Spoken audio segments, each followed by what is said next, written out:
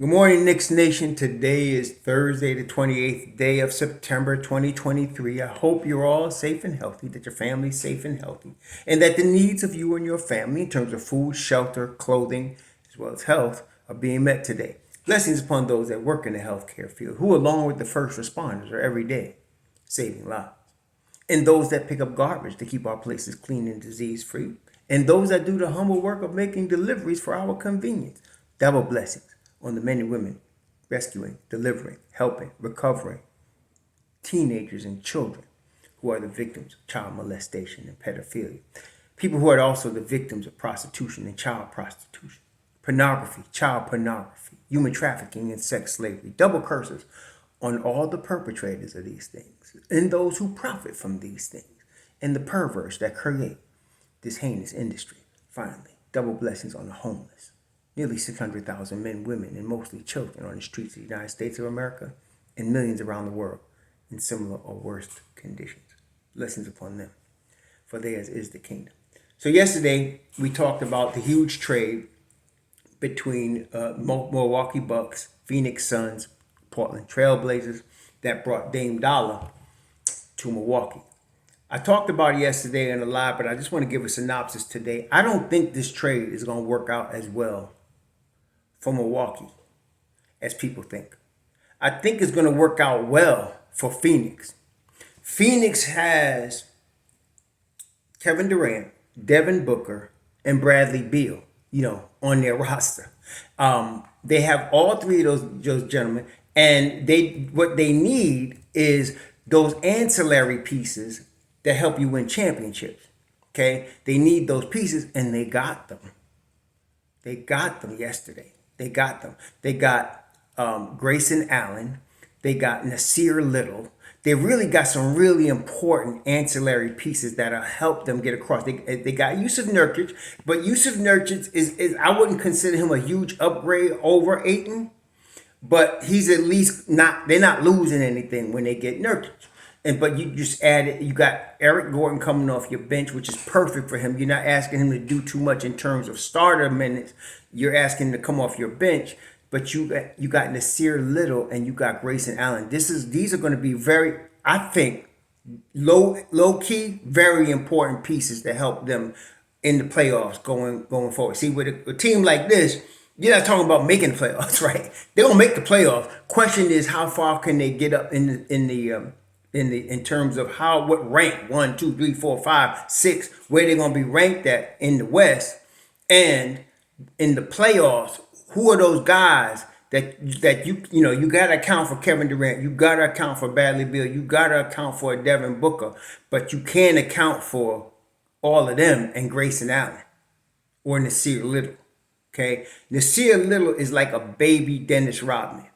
That's the type of player he is. He's not as big as Rodman, but he had that defensive tenacity, the rebounding, the hustle, the dive on the floor, dirty work type of dude. That's him. And you need a guy like that in the playoffs. So I think Phoenix won this trade in that regard. And Portland also, because Portland did get Ayton and they did get Drew Holiday, but it looks as if they're going to be dealing Holiday to another playoff team. Well, it makes sense because they got Shaden Sharp, they got Anthony Simons, and they got Scoot Henderson. So those cats, they ready to rebuild from the backcourt, and they getting a real fast start having an Anthony Simons ready to go. So yeah, they're in good shape, and their rebuild is going to be very good. And then DeAndre Ayton, he's not a defensive star by any means. I think he's a little overrated in my view. But I think playing with these kids be perfect for him. Be perfect for him. So I think they'll trade Drew Holiday and get something back for him to continue their rebuild, and then move on with life. So to me, the other two teams in this trade got the better deals because everybody gets, and again, and this happens a lot all over the NBA. So I'm not just blaming New York, but it happens in New York. The star blindness, you get this big star and you're blinded to the weaknesses that you see here. You do not win NBA championships without defense. You especially need at least one good defender at the point of attack. If you watched Cleveland last year, all of y'all that was whining about Donovan Mitchell, he could not guard his shadow, much less Jalen Brunson. Whereas the Knicks have Quentin Grimes beside him, beside Brunson, and then you got IQ, who's also a high-level defender beside Brunson when you need him. Who does Milwaukee have? They just traded two of their best perimeter defenders in Jrue Holiday, an all-NBA level defender, and Grayson Allen, who is a tough nuts defender as well as a shooter. I'm sorry. I don't see how, Dame Dollar is a Hall of Famer. We saw him drop 71 earlier this year, in the last season. He could do that. But he can't guard nobody. He can't guard no Jalen Brunson. Whereas you get Quentin, I'm going to tell you right now, some of y'all still sleeping on Q-Dog. Q-Dog could guard these cats. Okay? Q-Dog could guard Jimmy Butler. Q-Dog could guard Damian Lillard as well as anybody, because these are the type of, like Damian Lillard is unguardable. But you can at least slow him down with a Q-Dog. There's nobody on Milwaukee at the point of attack that can slow down anybody. That's the truth. There's nobody on Milwaukee at the point of attack that can slow down anybody. Milwaukee's got to deal with Donovan Mitchell, Darius Garland. Milwaukee's got to deal with Cade Cunningham. Milwaukee's got to deal with Halliburton. Milwaukee's got to deal with Trae Young. Milwaukee's got to deal with Jalen Brunson. Then Milwaukee's got to deal with all of these type of guys. And they ain't got the defense to do it. Now, Giannis is not only an all-NBA defender, he really is one of the best defenders in the world, in basketball. Okay, he really is. And you have beside him Brook Lopez, who's 35. 35. Look, I'm sorry. A lot of people getting caught up, but Bobby Portis, he's all right. But he ain't going to help you win no chip if you depending on him. Malik Beasley? Nah. And so I'm telling y'all, Chris Middleton is the key here. He played 33 games last year. 33. The last time Chris Middleton played more than 70 games, I think it was like 6 years ago. Hold on, let me tell you. It's been a minute. The dude's been hurt a lot in the last few seasons. Okay, so he played 33 games last year.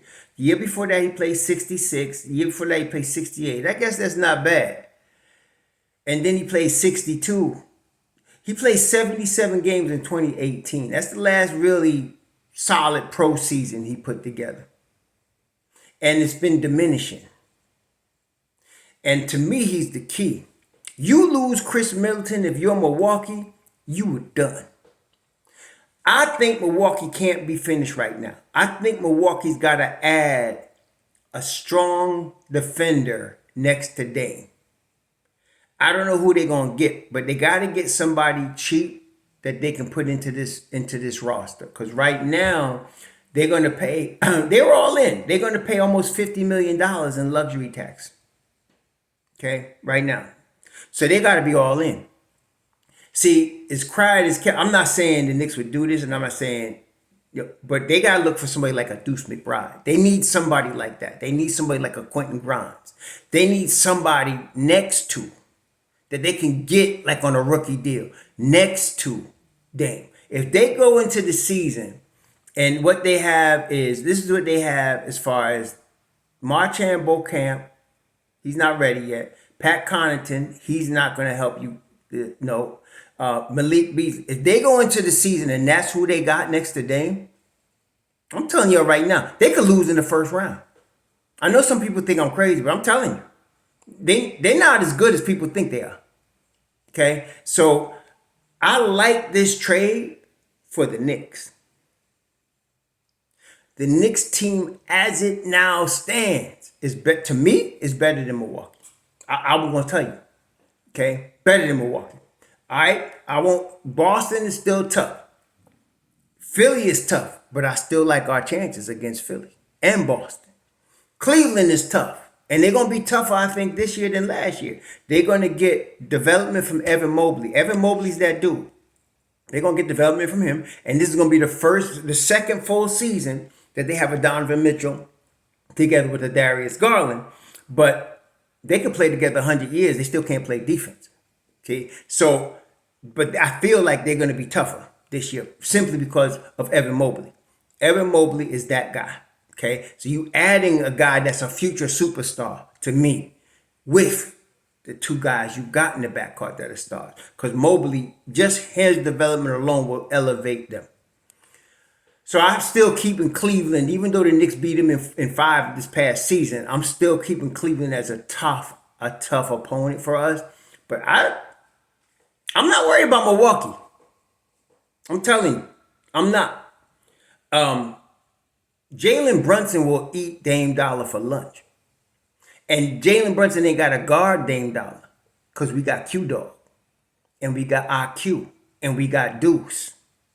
Dame Dollar ain't got to be guarded by Brunson, but Brunson got to be guarded by Dame Dollar. And Brunson is going to give them a problem, okay? And even if Brunson is out, I'm going to tell you right now, Dame Dollar cannot guard IQ. He can't, okay? And some of y'all still thinking trades. Will y'all calm down with that? We ain't trading nobody right now. We don't need to. What's wrong with y'all? I mean, who can we get next? We can't get nobody. We don't need nobody. We good. We need to move forward with what we got. Because we're going to be tough. I'm telling you. So, yeah, big splash. They had to do it, though. Milwaukee had to do it. Because they're going to lose Giannis. But let me tell you something. Here's a very simple question. If they do not get to the Eastern Conference Finals, it's a failure, number one. But you think they keep Giannis next year? I think the percentage chance of the Knicks getting Giannis just increased. Two major things. Milwaukee underperforms, and the Knicks need to perform as expected. At least 50 wins getting into the second round. Okay? Now, this is the really ironic part about it. Let's say the Knicks win 50 games. They win their first round series. They lose in 7 in the second round. Let's say Milwaukee wins 50 games. They win their first round series and they lose in the second round. For the Knicks, it's progress. For Milwaukee, it's over. That's what happens when you go all in. Okay? This is it. If you don't do it here, it's over.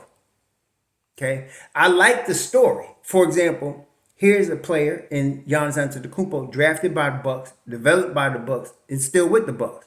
Here's a player in Dame Dollar, drafted by the Blazers, developed by the Blazers, and wanted to stay with the Blazers. Went all in to stay with the Blazers until it was, obvious. They're rebuilding now. So it's a good story. These two guys that's so loyal to their franchises and they're both superstars coming together. That's a nice story. But again, let me just stress to y'all. Defense wins championships. That's how it is. I know some of y'all don't like it. Some of y'all like to see all the splash and dash. Grinded in, tough defense. In the league, you got to get stops in the playoffs. You want to advance? You got to get stops at crunch time. If you can't get stops at crunch time, you done. You're going to go home. That's how it is in the league. Okay? So you got an assassin in Jalen Brunson and you got an assassin in Damian Lillard.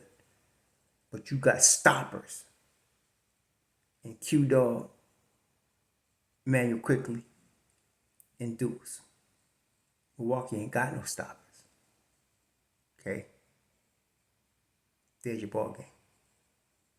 Anyhow, y'all enjoy your Thursday. This was a good day for New York. Shalom.